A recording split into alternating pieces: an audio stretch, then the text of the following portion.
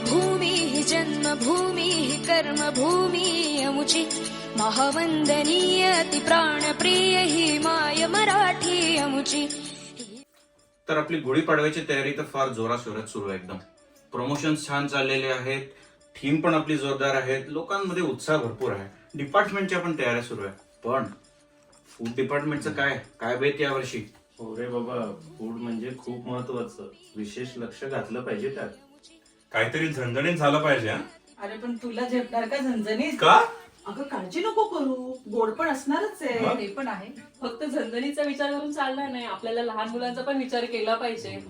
आणि संध्याकाळची वेळ आहे, चहा तर झालाच पाहिजे, सोबत नाश्ताही हवाच. काय मज्जा येईल ना. चला तर मग लागू कामाला. मेजवानीच्या तयारीला. भेटूया 5 एप्रिलला.